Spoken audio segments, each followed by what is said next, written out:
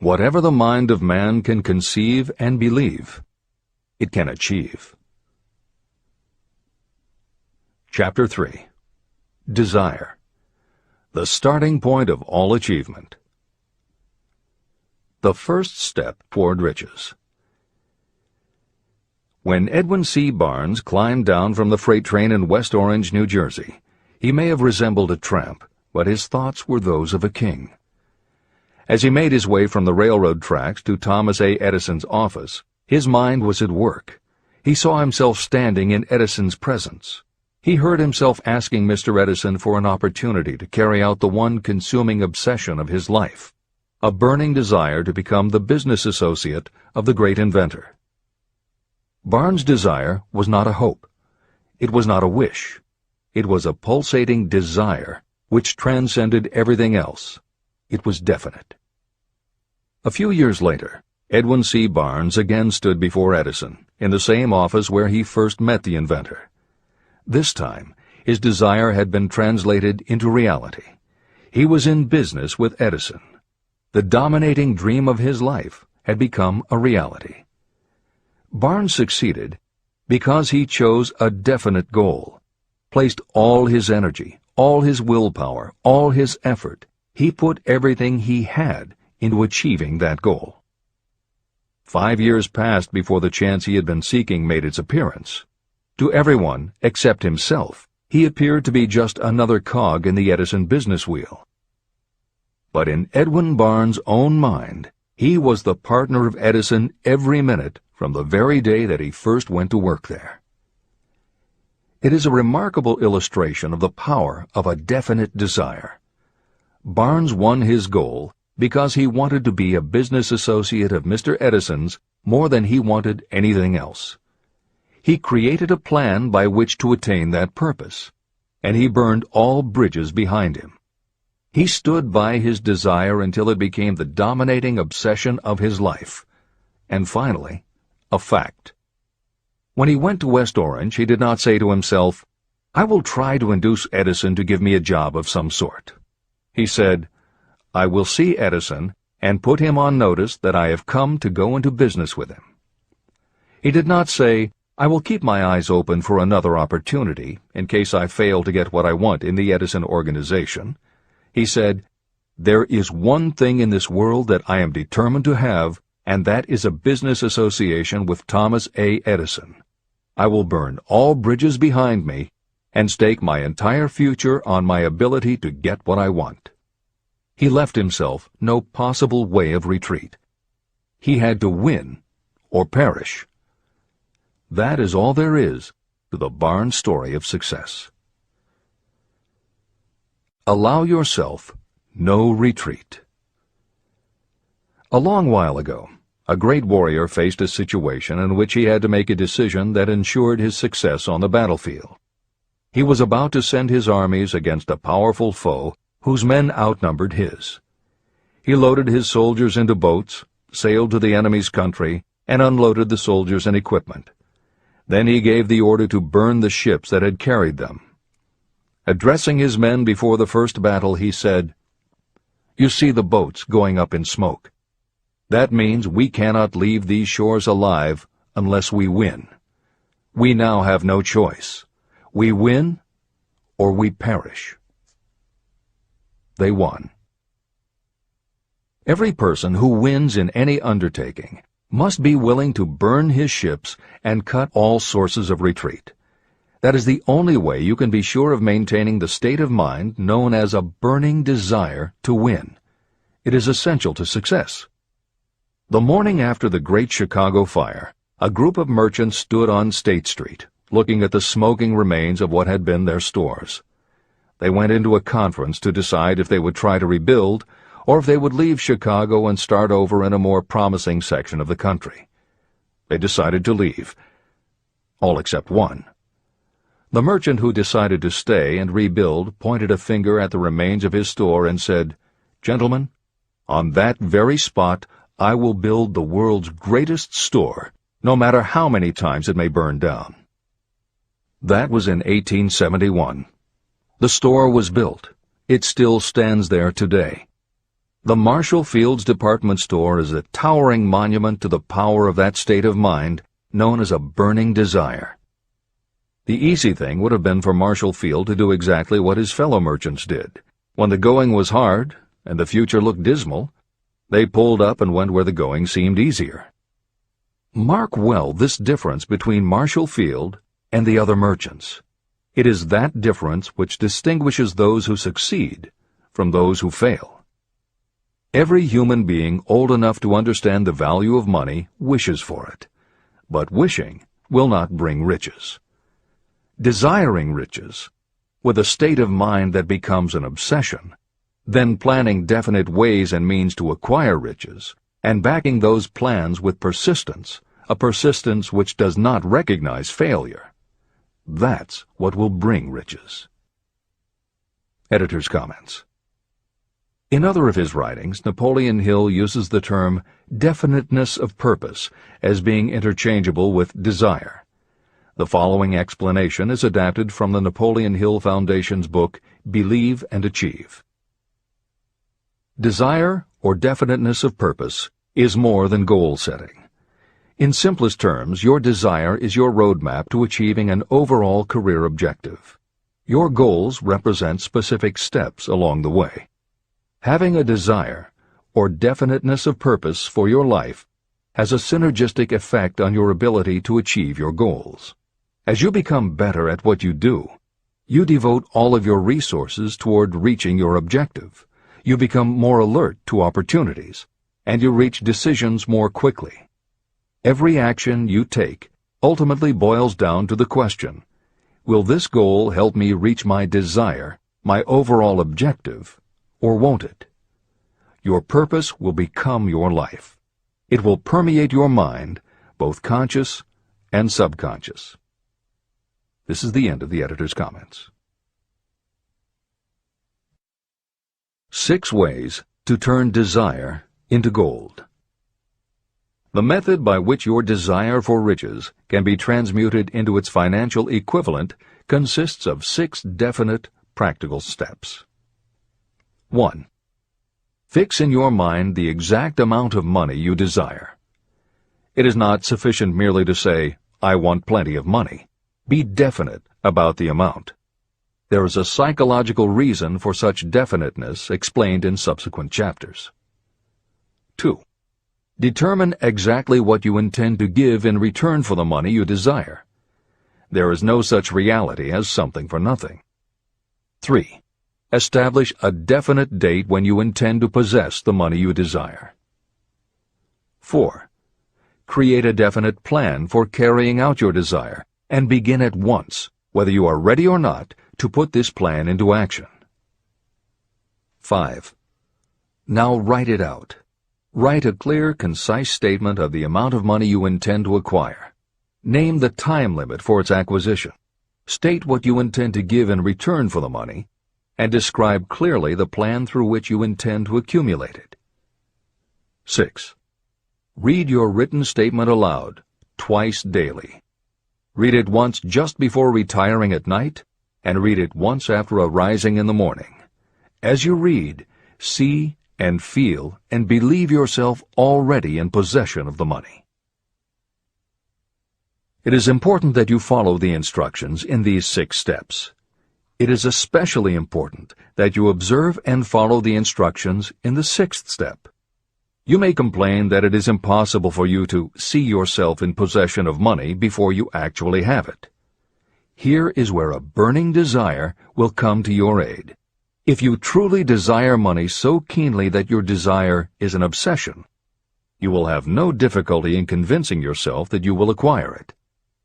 The object is to want money, and to become so determined to have it that you convince yourself you will have it. If you have not been schooled in the workings of the human mind, these instructions may appear impractical. It may help you to know that the information they convey was given to me by Andrew Carnegie, who made himself into one of the most successful men in American history. Carnegie began as an ordinary laborer in the steel mills, but managed, despite his humble beginning, to make these principles yield him a fortune of considerably more than $100 million. Editor's comment. In today's terms, the value of Carnegie's fortune would be at least $20 billion and probably a good deal more. End of editor's comment. It may be of further help to know that the 6 steps were carefully scrutinized by the famed inventor and successful businessman, Thomas A. Edison. He gave his stamp of approval, saying they are not only the steps essential for the accumulation of money, but also for the attainment of any goal. Editor's comments.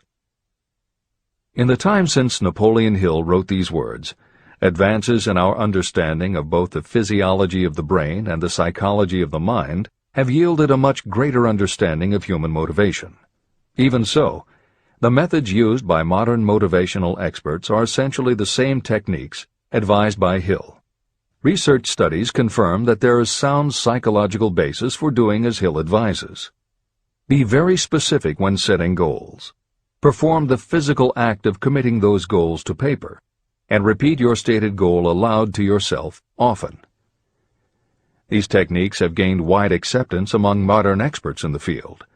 The psychological principle at work is similar to that which underlies autosuggestion and self-hypnosis, concepts that will be discussed in greater depth in Chapter 5, Autosuggestion, and in Chapter 13, The Subconscious Mind.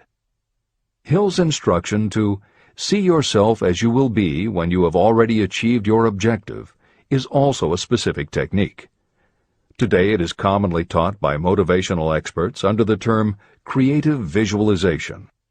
In Chapter 4 on faith and in Chapter 5 on autosuggestion, Hill elaborates on his method. Before moving on, the editors would like to reinforce Hill's advice to follow his instructions to the letter. The editors know there is a tendency for the reader to assume that it is enough for them just to intellectually understand a concept. As you read Hill's 6 points, you probably found yourself thinking, sure, some people might need to write things down, but I'm not a kid, I get the idea. Or, okay, I understand that saying it out loud might help some less sophisticated people, but I already understand the point intellectually. If you feel that way, let us remind you that many of the most successful people whom you admire did not think they were too smart or too sophisticated to follow Hill's instructions. The editors would again point out that if Napoleon Hill believed the actual acts of writing and speaking your goals is important, and if psychologists and motivational experts agree, then you would be foolish not to follow this simple advice. Just do it. This is the end of the editor's comments. The steps call for no hard labor. They call for no sacrifice. To apply them does not call for a great amount of education. But the 6 steps do call for enough imagination to see and to understand that the accumulation of money cannot be left to chance or luck. You may as well know right here that you can never have riches in great quantity unless you can work yourself into a white heat of desire for money and actually believe you will possess it.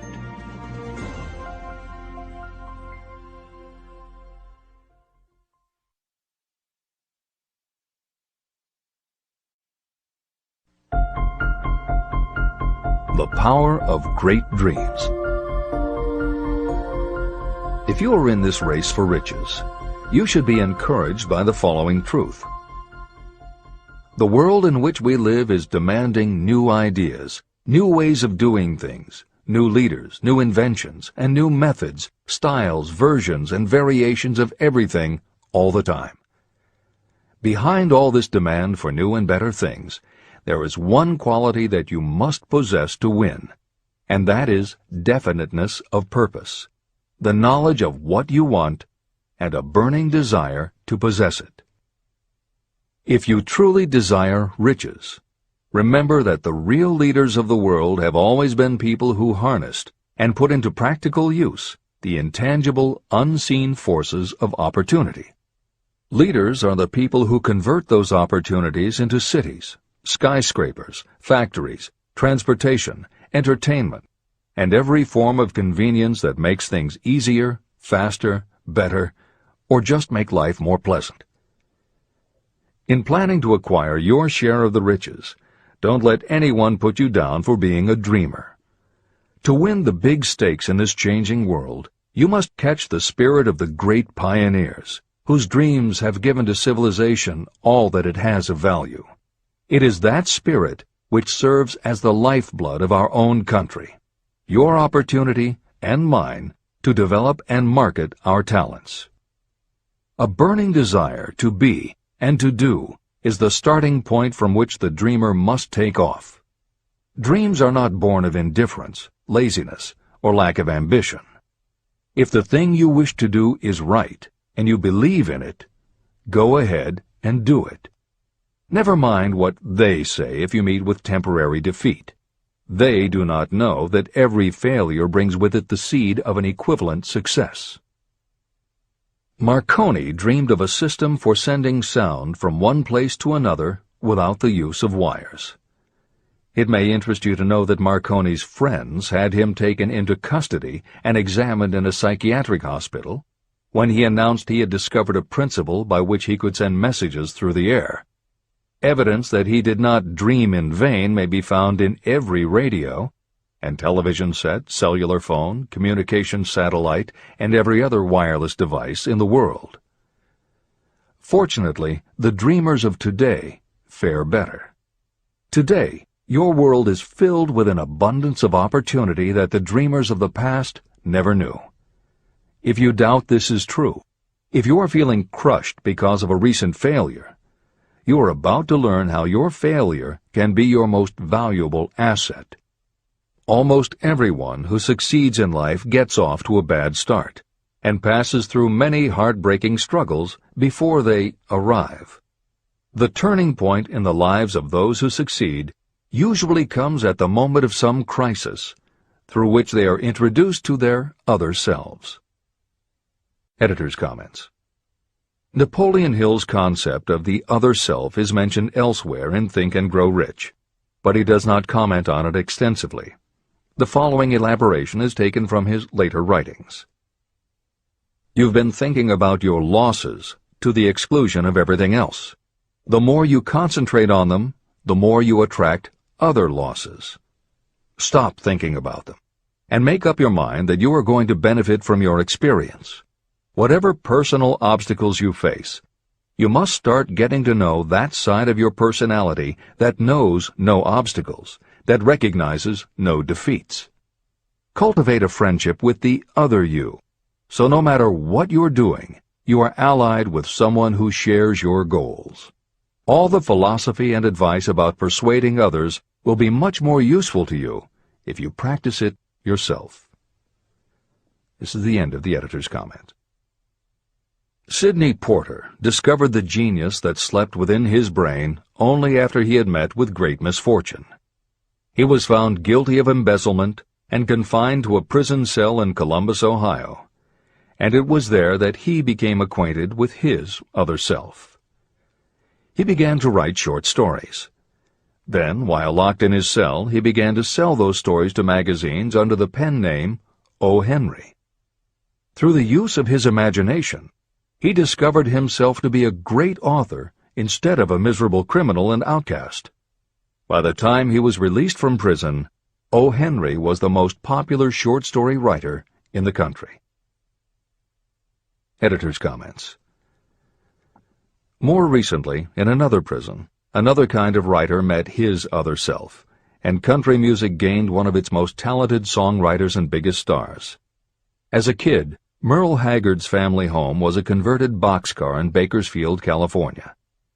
After his father died when Merle was 9, more often than not, home for young Merle was a series of juvenile detention centers. At 16, he quit school, and for the next 4 years the only mark Merle Haggard made in the world was a rap sheet for stolen cars, burglaries, and bogus checks. By the age of 20, he was serving time in San Quentin and gaining a reputation as a hard-case con. Then he met his other self. Inspired by a concert Johnny Cash played for the inmates, plus conversations with men on death row and the time he spent in solitary confinement, Haggard learned that he had another self, and that self had something to say through his music. When he got out of solitary, Haggard asked for the hardest job the prison had to offer. He enrolled in night school courses at the prison, straightened himself out, and won his parole after 2.5 years. He went back to Bakersfield and dug ditches during the day so he could polish his songwriting and performing at night. Within 3 years, he had a recording contract. Within 5 years, he had his first top 10 hit, and has since gone on to become one of the most influential voices in modern country music. This is the end of the editor's comments. Thomas Edison dreamed of a lamp that could be operated by electricity, and he began where he stood to put his dream into action. He failed more than 10,000 times. Despite his failures, he stood by that dream until finally he was driven to the discovery of the genius that slept within his brain. Editor's comments. Dean Kamen got to know his other self very early in life. While he was a teenager, Kamen started his own company, building and selling control systems for automated sound and light shows. He was still in high school when he got the contract to automate the Times Square New Year's Eve ball. Though he went on to attend university, he never bothered to graduate because he was too busy working on something he called auto-syringe, the first wearable infusion pump for administering drug therapies. His invention was hailed as a medical landmark, as were many of his other breakthroughs, which include a revolutionary kidney dialysis machine, an insulin pump for diabetics, an improved stent used for heart patients, and more than 150 other devices he has patented.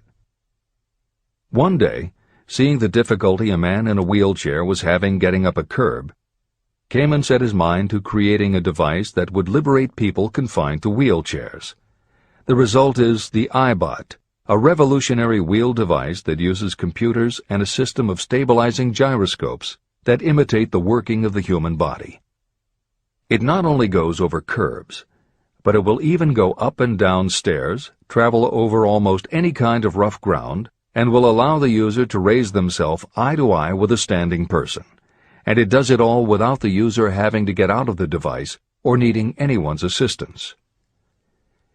In 2001, Kamen hit the front pages when he introduced the Segway, a one-person people mover based on his iBot technology. It's a two-wheel scooter-like device that zips and zooms forward, backward, left, right, and comes to a stop without the rider doing anything more than barely shifting his or her body. It is so sensitive that it is almost as though it obeys the user's thoughts. The Segway may be a world-changing invention, with possible applications for work and travel that stagger the imagination. As this is being written, the Segway is already being used to navigate large warehouses and is being tested by police departments and postal employees. While traffic cops and City Hall wrangle over whether the Segway belongs on the sidewalk or the road, Dean Kamen is dreaming a new dream. This time, the dream is an invention that may literally bring light to some of the darkest corners of the earth. Kamen has developed a non-polluting electric generator that can use almost anything as fuel. But here's the extraordinary part. He has created a revolutionary closed system so that the engine's heat is used to purify 10 gallons of drinkable water every hour. This amazing invention could bring safe drinking water to parts of the world where contaminated water kills millions, and at the same time, it will provide a source of cheap, reliable electric power. Dean Kamen is not some academic hidden in a lab somewhere. Kamen is an inventor. But like Thomas Edison, he is also an entrepreneur and businessman, creating and marketing devices that are changing the public perception of what an inventor is. This is the end of the editor's comments. Henry Ford, poor and uneducated, dreamed of a horseless carriage. He went to work with what tools he possessed without waiting for opportunity to favor him, and now evidence of his dream belts the entire earth. He put more wheels into operation than any man who ever lived, because he was not afraid to back his dreams. Editor's comments. Stephen Jobs and Steve Wozniak, two university dropouts, dreamed of making and selling computers that the average person could use. Like Ford, Working with the tools they possessed, they built the first Apple computer in the Jobs family garage. And like Ford, they weren't afraid to back their dreams. After showing their prototype to a local retailer, they got an order for 25 machines. Jobs sold his Volkswagen, and Woz sold his expensive Hewlett-Packard scientific calculator to raise $1,300 to start their new company. They took the money, convinced the local electronics suppliers to grant them a line of credit, and started production of the Apple I. They revolutionized the computer hardware and software industry. Released in 1976 and priced at $666, the Apple I earned them $774,000. 2 years later, they introduced the Apple II, which in the next 3 years earned $140 million. In 1980, Apple went public, and after the first day of trading, the company had a market value of $1.2 billion. Wozniak left the company in 1981, but Jobs pushed through the development of the Macintosh in 1984. In 1985, Jobs left too, but in 1998 he came back to Apple to revitalize the floundering company with the creation of the iMac computers, the animation company Pixar, the iPod, and iTunes. In presenting stories of contemporary successes, the editors have followed Hill's style of using real people to illustrate the principles of success. But Napoleon Hill was granted a rare privilege. Unlike anyone before or after, he had the opportunity to personally meet the most powerful and successful people and learn firsthand the dreams that inspired them, the obstacles that confronted them, and how they found the courage within themselves to overcome their failures. Hill met many of the inventors and the empire builders who laid the foundations of 20th century American industry while they were still news, not history. Then for more than 25 years, he studied the habits and learned the secrets of the next generations who built on the foundations, forged new industries, devised new systems, and dreamed new dreams. It was only because Hill was given such unprecedented access over such a long period that he was able to compare, contrast, analyze, and then formulate a philosophy of achievement based on the real stories of real people who had used these techniques to create their success. Think and Grow Rich revolutionized self-help writing, and to this day is the standard against which all motivational literature is measured. Its success also helped create the market for the thousands of business biographies that tell in detail how the dreams were born, plans were made, frustrations were faced, and triumphs achieved in every sector of modern business. And because this wealth of information is now available, with little more than the click of a mouse, you can read, hear, or watch today's greatest entrepreneurs and most successful CEOs confirming in their own words the basic truth behind every one of the principles Napoleon Hill explains in this book. The products or services they sell may be different, but the story of their success is the same. Dreams, followed by failures, followed by lessons learned, then success. For every Henry Ford, Thomas Edison, or O. Henry that Napoleon Hill cites to make a point, today there is a Steve Jobs, Dean Kamen, or Merle Haggard, proving that Hill's points are still valid. This is the end of the editor's comments. There is a difference between wishing for a thing and being ready to receive it. No one is ready for a thing until they believe they can acquire it. The state of mind must be belief, not mere hope or wish. Open-mindedness is essential for belief. Closed minds do not inspire faith, courage, and belief. Remember, no more effort is required to aim high in life, to demand abundance and prosperity, than is required to accept misery and poverty.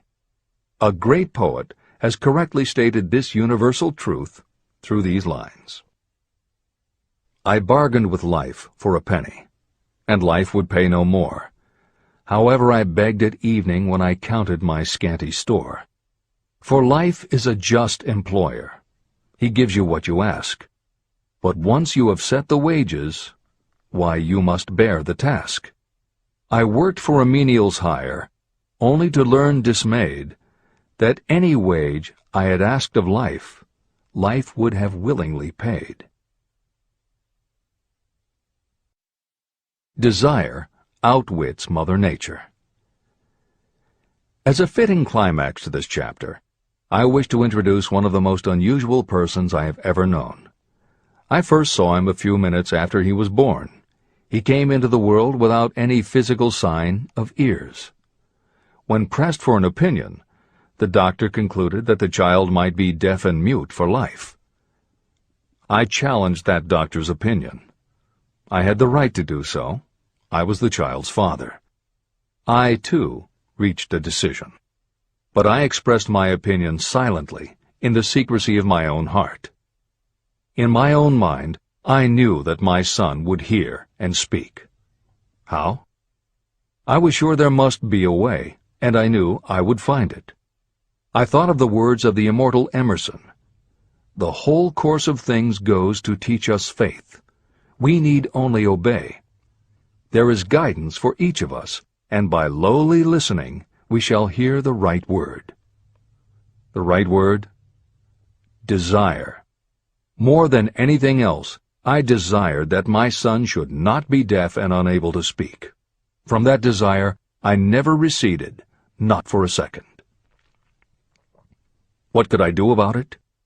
Somehow, I would find a way to transplant into that child's mind my own burning desire for ways and means of conveying sound to his brain without the aid of ears. As soon as the child was old enough to cooperate, I would fill his mind so completely with a burning desire to hear that nature would, by methods of her own, translate it into physical reality. All this thinking took place in my own mind, but I spoke of it to no one. Every day I renewed the pledge I had made to myself that my son should not be deaf. As he grew older and began to take notice of things around him, we observed that he had a slight degree of hearing. When he reached the age when children usually begin talking, he made no attempt to speak, but we could tell by his actions that he could hear certain sounds slightly. That was all I needed to know. I was convinced that if he could hear, even slightly, he might develop still greater hearing capacity. Then something happened that gave me hope. It came from an entirely unexpected source. We bought a phonograph. When the child heard the music for the first time, he went into ecstasies. He promptly appropriated the machine. On one occasion, he played a record over and over for almost 2 hours, standing in front of the phonograph with his teeth clamped on the edge of the case. The significance of this did not become clear to us until years afterward. At the time, we had never heard of the principle of bone conduction of sound. Shortly after he appropriated the phonograph, I discovered that he could hear me quite clearly when I spoke with my lips touching his mastoid bone at the base of the skull. Having determined that he could hear the sound of my voice plainly, I began immediately to transfer to his mind the desire to hear and speak. When I discovered that my son enjoyed bedtime stories, I went to work creating stories designed to develop in him self-reliance, imagination, and a strong desire to hear. There was one storyline in particular that I emphasized over and over. Every time I told it, I gave it some new and dramatic coloring. These stories were designed to plant in his mind the thought that his affliction was not a liability, but an asset of great value. As a result of my studies and personal experience, I firmly believe that every adversity brings with it the seed of an equivalent advantage. However, despite my beliefs, I must confess that I did not have the slightest idea how this disability could ever become an asset. He won a new world with 6 cents. As I analyze the experience in retrospect, I can see now that my son's faith in me had much to do with the astounding results. He did not question anything I told him. I sold him on the idea that he had a distinct advantage over his older brother, and that this advantage would reflect itself in many ways. For example, the teachers in school would observe that he had no ears, and because of this they would show him special attention and treat him with extraordinary kindness. And they always did. I also sold him on the idea that when he became old enough to sell newspapers, his older brother had already become a newspaper merchant, he would have a big advantage over his brother.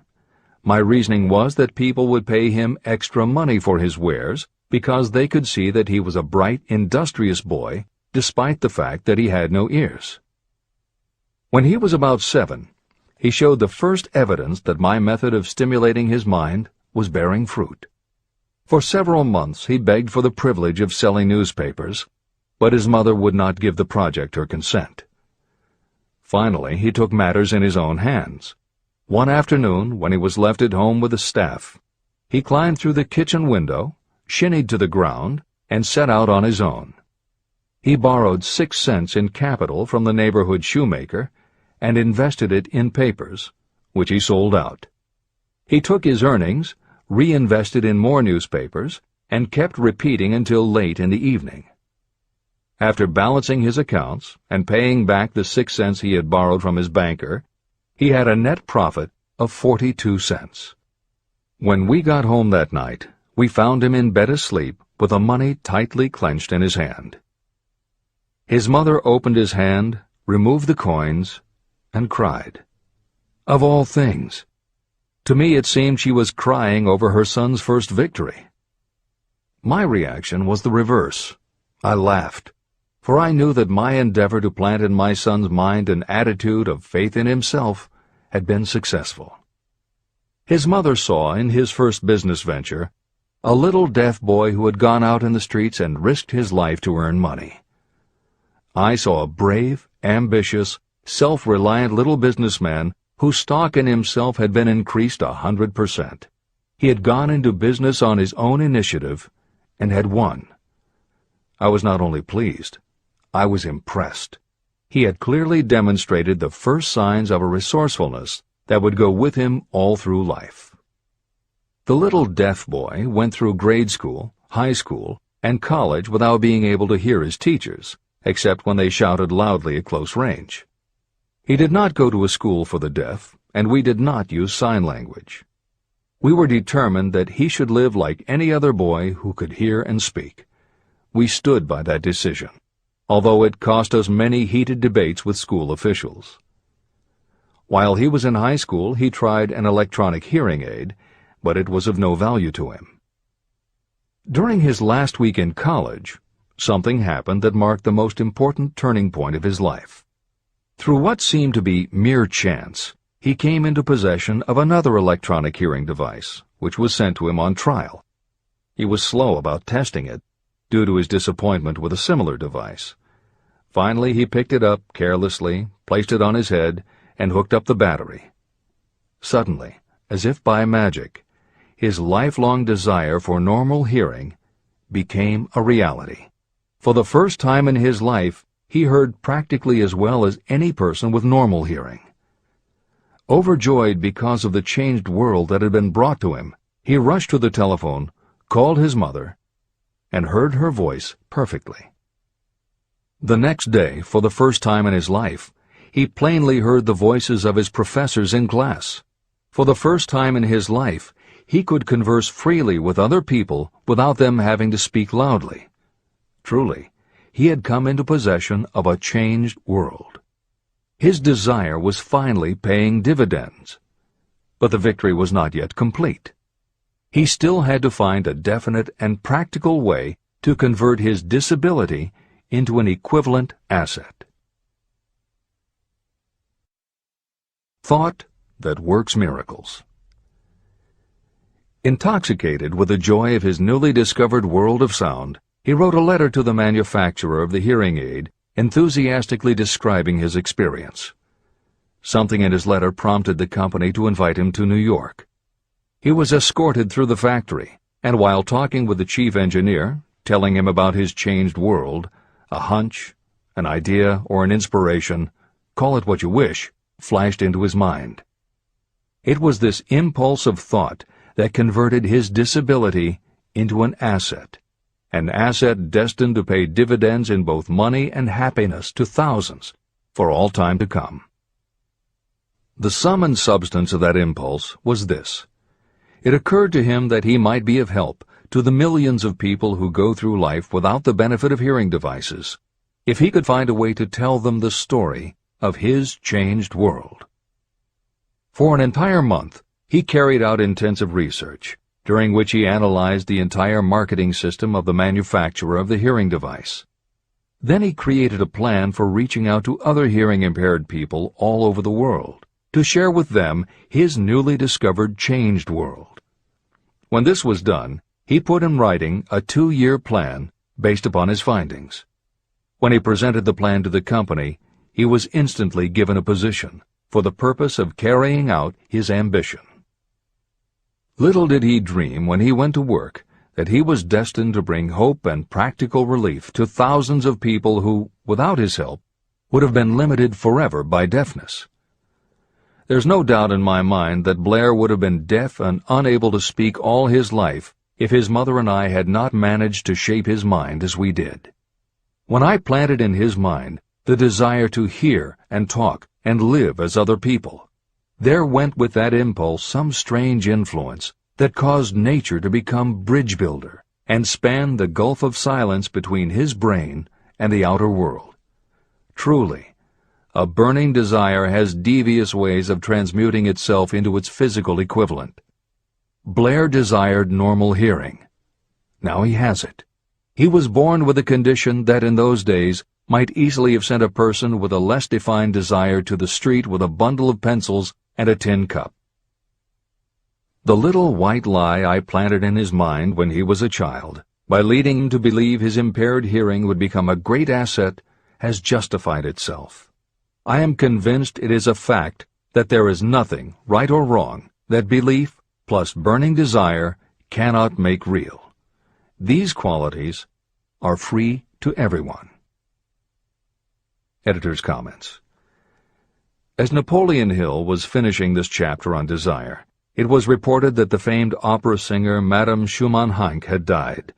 A passage in her obituary struck Hill as being so appropriate to the subject of this chapter that he was moved to comment as follows. End of editor's comment. One short paragraph in the newspaper story about the famed opera singer Madame Schumann-Heink gives the clue to this unusual woman's stupendous success. I quote the paragraph because the clue it contains is none other than desire. Early in her career, Madame Schumann-Heink visited the director of the Vienna Court Opera to have him test her voice. But he did not test it. After taking one look at the awkward and poorly dressed girl, he exclaimed, none too gently, "With such a face, and with no personality at all, how can you ever expect to succeed in opera? My good child, give up the idea. Buy a sewing machine and go to work. You can never be a singer." Never is a long time.